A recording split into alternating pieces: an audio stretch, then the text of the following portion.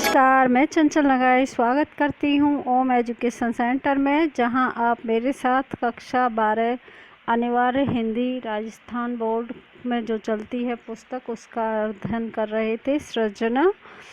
तो हम चैप्टर 2 शुरू करेंगे। उससे पहले आप चैनल को सब्सक्राइब करिए, लाइक करिए, बेल आइकन को प्रेस करिए, जिससे आपको सारे नोटिफिकेशन समय पर मिल सकें, और अपने दोस्तों को अधिक से अधिक शेयर करिए, जिससे उन सभी को इसका लाभ मिल सके। तो हम शुरू करते हैं बिना समय गंवाए। दूसरा चैप्टर है हमारा भ्रमर गीत के कुछ चयनित पद। सूरदास जी द्वारा रचित हैं। भ्रमर गीत नामक शीर्षक उनकी एक लंबी कविता है, उससे लिया गया है। भ्रमर गीत पाठ जो है संकलित है, उनका पद हैं इसमें। तो हम शुरू करते हैं। थोड़ा सा जीवन परिचय जान लेते हैं कवि का। जन्म इनका 1483 में रुनकता नामक स्थान पर, आगरा के निकट रुनकता नामक स्थान पर माना जाता है। कुछ लोग जन्म दिल्ली मानते हैं, सीही गांव के निकट, दिल्ली के निकट सीही गांव में मानते हैं।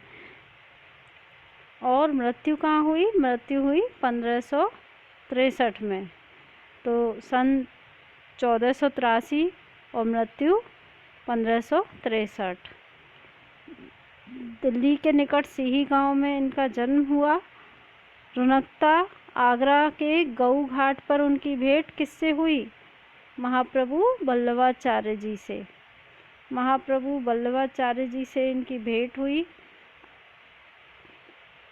उन्होंने सूरदास को वल्लभ संप्रदाय में दीक्षित किया और भागवत की कथा सुनाई, जिसके आधार पर कवि ने उच्च कोटि के साहित्य का सृजन किया।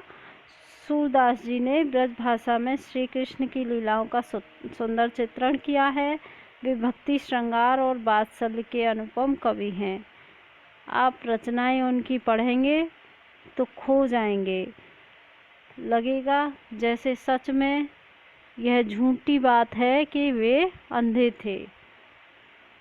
सूरदास की 3 प्रमुख रचनाएं हैं। सूरदास, सूरसागर, सूरसारावली और साहित्य लहरी।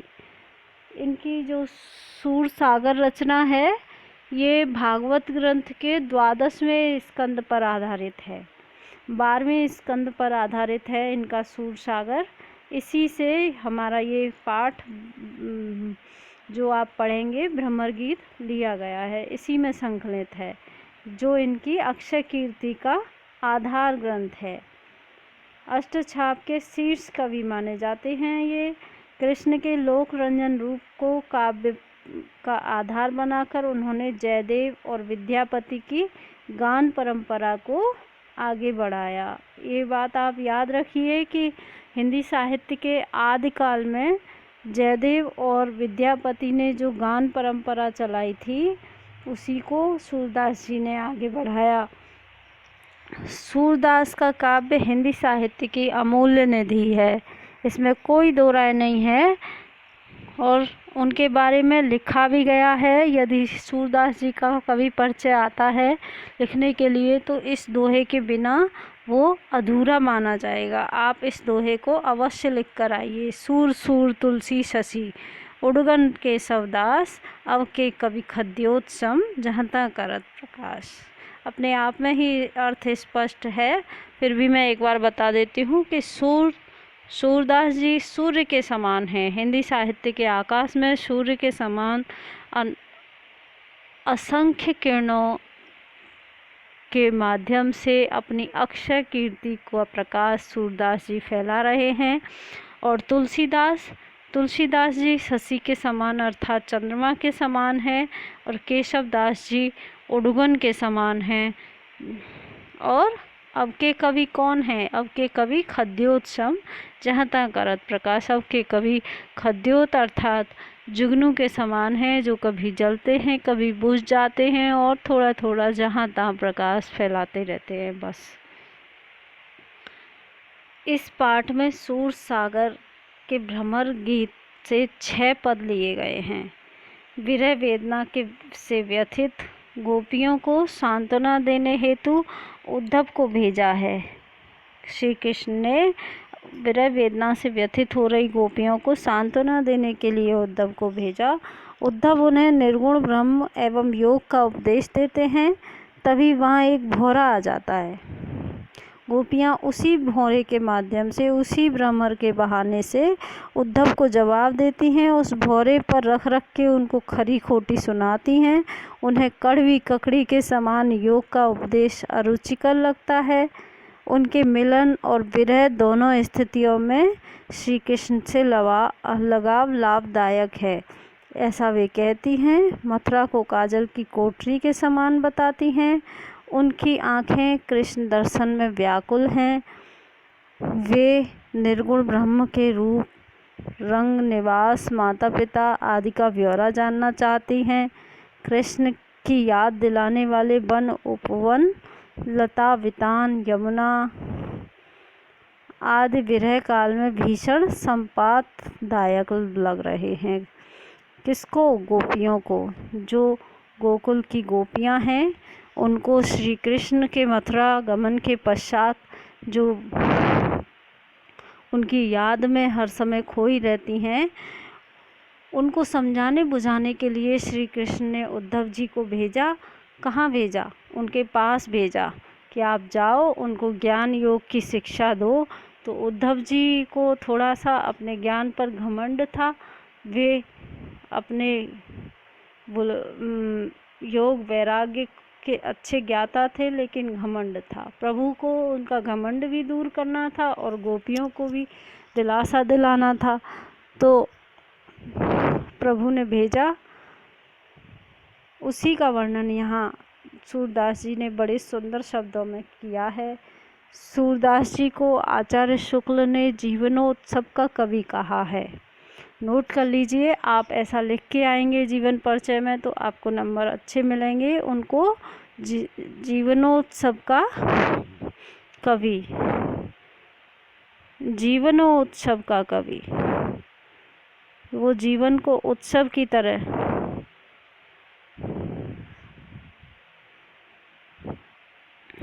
यहाँ लिखती हूँ, जीवनो उत्सव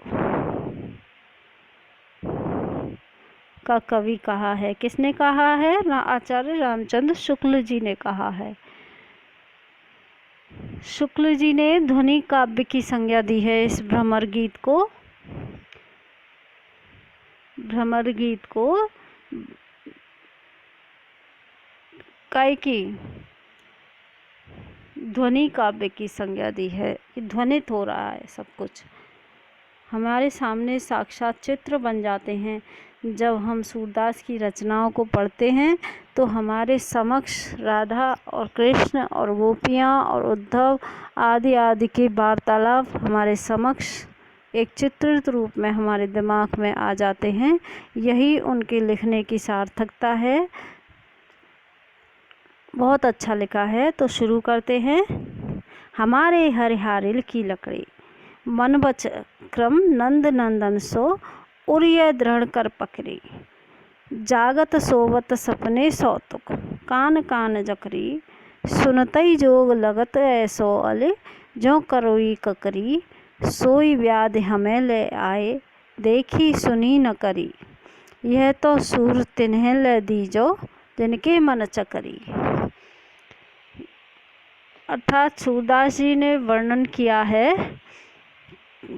आप पहले जब भी लिखेंगे पहले संदर्भ लिखेंगे कि उपयुक्त पद किसके द्वारा रचित है, किस किताब से लिया गया है, क्या शीर्षक है, और उसके बाद आप प्रसंग लिखेंगे। क्या बताया है? क्या बताया है? इस पद में गोपियाँ उद्धव के ज्ञान योग मार्ग को ग्रहण करने में अपनी असमर्थता बता रही हैं, असमर्थता दिखा रही हैं कि हम तो कृष्ण के अविरल प्रेम में ऐसी भीगी हुई हैं, ऐसी लिपटी हुई हैं कि हम ज्ञान और योग को ग्रहण करने में समर्थ नहीं हैं। सूरदास जी कहते हैं, क्या कहते हैं?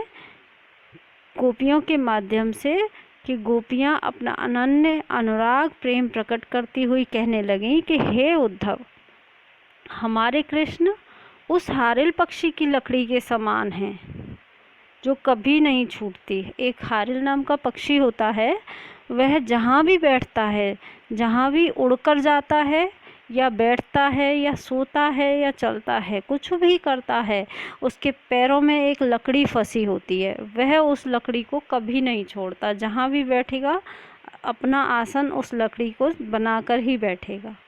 किसी भी जगह बैठेगा उस लकड़ी को कभी नहीं छोड़ता, वह मृत्यु के पश्चात ही उस लकड़ी को छोड़ता है। तो उसी की संज्ञा देते हुए अपने आप को गोपियाँ कह रही हैं कि हमारे हर हारिल की लकड़ी, अर्थात हमारे श्री कृष्ण हारिल पक्षी की कभी ना छूटने वाली लकड़ी के समान हैं। हमने उन्हें अपने हृदय में मन से, वचन से, कर्म से ऐसे निश्चित करके पकड़ लिया है, ऐसे पकड़ लिया है जैसे हारिल पक्षी पकड़ लेता है।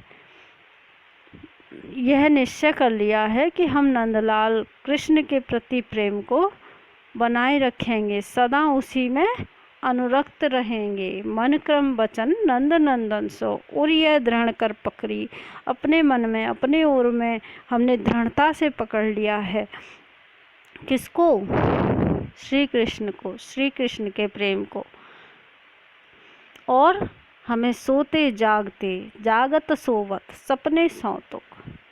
सौतुक कहते हैं प्रत्यक्ष, सामने। एक तो स्वप्न अवस्था होती है और एक जागृत अवस्था होती है। अर्थात हम जागते हुए भी और सोते हुए भी, सपने में भी और प्रत्यक्ष भी काना काना कहते रहते हैं, काना काना की रट लगाए रखते हैं। काना काना के नाम की जकड़न हमारे ऊपर रहती है। सुनतई जोग लगत ऐसो अले, जो करोई ककरी। अली संबोधन यहाँ भौरे के लिए है। भौरे पर रखकर वह उद्धव को ताने दे रही हैं, उद्धव से बातें कर रही हैं, लेकिन अपना कहने का माध्यम उन्होंने भौरा बनाया है। तो सुनतई जोग लगत ऐसो अले, जो करोई ककरी। हमको तो जोग, हे भौरे, हे अली, हे उद्धव, हमको तो योग ऐसा लगता है सुनने में ही ऐसा लगता है जैसे हमने किसी ने कड़वी ककड़ी का स्वाद चखा दिया हो। जैसे हमें किसी ने कड़वी ककड़ी का स्वाद चखा दिया हो। कड़वी ककड़ी मुंह से लगाते ही जैसे कटु लगती है, वैसे ही हमें तुम्हारा निर्गुण ब्रह्म साधना और ज्ञान योग का उपदेश सुनने में काफ़ी कटु लग रहा है। यह तो सूर तुम्हें ले दीजिए जिनके मन चक्री। हे सूरदास जी कहते हैं कि हे उद्धव, यह ज्ञान योग की बातें, यह योग साधना की बातें तो आप उन्हें सिखाइए, आपको उन्हें सिखानी चाहिए जिनके मन चक्री, जिनका मन अस्थिर है, भ्रमित है, चक्री के समान घूमता रहता है। हमारा मन तो श्री कृष्ण पर स्थिर हो गया है, उन्हीं पर हमारा प्रेम है और हम अपनी दृढ़ता को, अपने प्रेम को, अपनी स्थिरता को छोड़ेंगे नहीं। ठीक। दूसरा है, हम तो दुहु भांति फल भयो, जो ब्रजनाथ मिले तो नीको, नातुर जग जस गायो। हम तो दुहु भांति फल पायो, जो ब्रजनाथ मिले तो नीको, नातुर जग जस गायो। कहवे गोकुल को की गोपी सब बरनहीन लघु जाति, कहवे कमला के स्वामी संग मिल बैठी एक पाती। निगम ध्यान मुन ज्ञान अगोचर, ते भय घोष निवासी। ताऊ पर अवसाच कहो ध्यो, मुक्ति कौन की दासी। जोग कथा पा लाग्यो उधो, ना कहूँ बारंबार। सूर श्याम तज और भजो, जोता की जननी छार। गोपियाँ कहती हैं, सूरदास जी गोपियों के माध्यम से कह रहे हैं कि हे उद्धव, हमको तो दोनों दिशाओं से लाभ ही लाभ है, दोनों प्रकार से दोहू भांति फल पायो। हमने तो दोनों प्रकार से दोनों भांति से फल पा लिया, दोनों प्रकार से लाभ कमा लिया। कैसे कि जो ब्रजनाथ मिले तो उन्हीं को, यदि हमको ब्रजनाथ वो श्री कृष्ण मिल जाएं तो ये तो सबसे ही उत्तम है, बहुत नीका है, बहुत उत्तम है, हमारा जीवन सार्थक हो जाएगा। नातर जग जस गायो। और यदि श्री कृष्ण नहीं मिलते और यदि वे नहीं आते तो क्या होगा? तो उनके प्रति अनन्य प्रेमासक्ति रखने के कारण संसार में हमारा यश फैलेगा, अपार यश मिलेगा हमको। गोपियाँ कह रही हैं कि हे उद्धव, हमें तो दोनों ही दशाओं में लाभ ही लाभ है। श्री कृष्ण से प्रेम करने से हमें दोहरा लाभ प्राप्त हुआ है। या तो श्री कृष्ण हमें मिल जाएंगे और हमारा जीवन सफल हो जाएगा, हमें मोक्ष मिल जाएगा और जीवन मरण के चक्र से हम छुटकारा पा जाएंगे। और यदि श्री कृष्ण नहीं मिलते, वे लौट कर नहीं आते, तो उनके प्रति अनन्य प्रेम भक्ति रखने से संसार में हमें अपार यश मिलेगा, क्योंकि प्रभु से प्रेम करने वालों को संसार में यश और सम्मान मिलता है। इससे हमें यश मिलेगा। इस गोकुल की गोपियों की क्या औकात है, क्या हैसियत है। कह वह गोकुल की गोपी, कहाँ वह गोकुल की गोपी? क्या कहेगी दुनिया, क्या कहेगा संसार कि कहाँ वह गोकुल की गोपी? सब वर्णहीन लघु जाति, सब वर्णहीन हैं, लघु जाति की हैं, जिनका कोई उच्च वर्ण नहीं है, कोई उच्च जाति नहीं है, फिर भी कहाँ वह कमला के स्वामी और कहाँ वह कमलापति श्री कृष्ण, कहाँ वह लक्ष्मी के स्वामी विष्णु भगवान के अवतार श्री कृष्ण। फिर भी हमें उनके साथ एक पंक्ति में बैठने का गौरव प्राप्त होगा। निगम ध्यान, निगम कहते हैं वेद पुराणों को, निगमागम वेद पुराण, जो भगवान नाना प्रकार के वेद पुराणों के लिए अबोध हैं।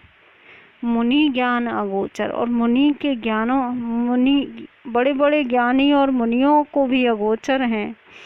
अगोचर कहते हैं जिसे हम अपनी इंद्रियों से जान नहीं सकते। 5 ज्ञानेंद्रियां होती हैं, हम उसके 5 ज्ञानेंद्रियों के माध्यम से भी हम जिसे नहीं जान सकते, जिसका अस्तित्व हम पूरी तरह नहीं समझ पाए हैं, वो हमारे लिए अगोचर है। ते भय घोष निवासी, वे भी प्रभु हमारे गोकुल में हमारे साथ रहे। ताऊ पर अब सांच कहो ध्यो, मुक्ति कौन की दासी। इससे बड़ा भाग्य और क्या होगा, इससे बड़ा सत्य और क्या होगा, इससे बड़ी मुक्ति और क्या होगी, बताइए। ताऊ पर अब सांच कहो ध्यो, मतलब आप सच्ची सच्ची बताइए कि इससे बड़ा और मुक्ति का द्वार क्या होगा कि वह जिसको मुनि, ज्ञानी मुनि जिसका पार नहीं पा सके, जिसको वेद पुराण भी पूरी तरह व्याख्यान नहीं कर सके, जो तीनों लोकों का स्वामी है, जो लक्ष्मी का पति है, उसके साथ हमें एक पंक्ति में बैठने का मौका मिला और उसके साथ रहने का मौका मिला। हम इस गोकुल में उसके साथ रही हैं। तो अब आप बताइए कि मुक्ति किसकी दासी होगी, आपके योग वाले निर्गुण ब्रह्म की या हमारे प्रभु की। जोग कथा पा लाग्यों उद्धव, हे उद्धव आपके पैर लगती हूँ, पैया पड़ती हूँ, आपके हाथ जोड़ती हूँ कि योग कथा आप इस योग साधना वाले व्याख्यान को, निर्गुण साधना की बात को मत कहिए, ना कहूँ बारंबार, बार बार मत दोहराइए। हम आपके पैर पड़ती हैं, आपके हाथ जोड़ती हैं कि आप बार बार मोक्ष देने वाली इस योग साधना का गुणगान मत करिए, क्योंकि हमें मोक्ष की कोई कामना नहीं। हमारा तो यही मानना है कि सूर श्याम तजे और भजय जो, ताकी जननी छार। कि श्री कृष्ण की, सूरदास जी कहते हैं कि श्याम की भक्ति को तजकर, श्री कृष्ण की भक्ति को छोड़कर जो कोई किसी अन्य की भक्ति करे उसका जन्म लेना ही व्यर्थ है। ताकी जननी छार, उसकी जन्म देने वाली माता का जीवन ही व्यर्थ है, उसका जीवन ही व्यर्थ है, उसका जीवन एकदम बेकार है।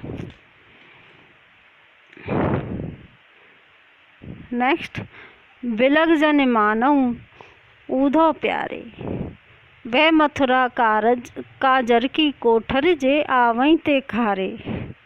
कितना अच्छा उपालंब दे रही हैं गोपियाँ सूरदास जी के माध्यम से। सूरदास जी गोपियों के माध्यम से इतना अच्छा उपालंब लिख रहे हैं। क्या लिखते हैं कि बिलग जन मानऊ ऊधो प्यारे, वह मथुरा काजर की कोठर जे आवई ते कारे। तुम कारे सुफलक सुत कारे, कारे मधुप भवारे। तिनके संग अधिक छवि उपजत, कमल नयन मनिहारे। मानव नील माट ते काड़े, ले जमुना जाय पखारे। तागुन श्याम भई कालिंदी, शूर श्याम गुण न्यारे। अर्थात बिलग जन मानव उद्धव प्यारे, हे उद्धव प्यारे, हे उद्धव प्यारे, हे कृष्ण के मित्र, तुम बिलग जन मानव, बुरा मत मान जाना, आप बुरा मत मान जाना। लेकिन एक तथ्य का उद्घाटन हम करती हैं, हम एक तथ्य को उद्घाटित कर रही हैं कि वस्तुतः शरीर में सांवले होने में तुम्हारा कोई दोष नहीं है। आप शरीर से काले हैं। उद्धव पर व्यंग कर रही हैं गोपियाँ भौरे के माध्यम से। वे कहती हैं कि आप शरीर से काले हैं, इस बात का आप बुरा मत मान जाना, ये तो आपका इसमें कोई दोष नहीं, क्योंकि यह दोष तो मथुरा का है। इस कारण क्योंकि मथुरा काजल की कोठरी के समान है, जो भी वहाँ से आता है वह काला ही दिखाई देता है। काजल की कोठरी के समान है मथुरा, उस मथुरा में तो सब काले ही काले रहते हैं। तुम काले हो। सुफलक सुत अर्थात अक्रूर जी जो श्री कृष्ण को मथुरा ले जाने के लिए आए थे, जो मथुरा ले गए थे, उनके बारे में कहती हैं कि सुफलक सुत भी काले थे। सुफलक जी के सुत जो आए थे, अक्रूर जी जो आए थे, वे भी काले हैं और आप भी काले हो। और कारे मधुप भंवारे, अर्थात भौरे भी वहाँ से जो ओढ़ के आते हैं वो भी काले रंग के आते हैं। कमल के समान नेत्रों वाले श्री कृष्ण की कौन कहे, अर्थात वे तो इन सभी कालों के सरदार हैं। तिनके संग अधिक छवि उपजत, कमल नयन मनिहारे, अर्थात कमल के समान नेत्रों वाले, उस काले काले नेत्रों वाले की तो कौन कहे, वे तो आप सभी के सब में सबसे सुंदर हैं। मानव नील माटते काढ़े, ऐसा लगता है जैसे नील के मटके में से निकालकर ले जमुना जाए पखारे, जमुना में जाकर आपको पखार लिया है, आपको धो लिया है और उसके कारण बेचारी जमुना भी काली हो गई है। सूरदास जी की लेखनी की महानता, उच्चता का वर्णन शायद ही कोई कवि कर पाए। उन्होंने इतना सुंदर लिखा है कि कमल के समान नेत्र वाले श्री कृष्ण की तो कौन कहे, अर्थात वे इन सभी कालों के बीच अत्यधिक शोभायमान लगते हैं। ऐसा लगता है कि तुम सभी को नील के मटके से निकालकर यमुना के जल में प्रक्षालित किया गया है, इसी कारण यमुना नदी भी काली हो गई है। सूरदास जी कहते हैं कि गोपियों ने उपालंब पूर्वक कहा कि यमुना का जल ऐसा लगता है कि तुम्हारे ही कारण काला हो गया है। उन श्री कृष्ण के समस्त गुण बड़े विलक्षण हैं। अब ये 3 पद और रह गए हैं, इन्हें हम कल करेंगे। आप ये शब्दार्थ का स्क्रीनशॉट ले लीजिए, एक बार दोबारा देखिए और इन शब्दार्थ को पढ़िए और इन क्वेश्चन आंसर्स को करने का प्रयत्न करिए। नहीं होंगे तो कल मैं जो 3 पद रह गए हैं उनके साथ ही इन क्वेश्चन आंसर्स को करा दूंगी। 3 पद रह गए हैं और ये क्वेश्चन आंसर हैं, इन्हें मैं कल कराऊंगी। आज के लिए इतना ही। धन्यवाद। जय हिंद।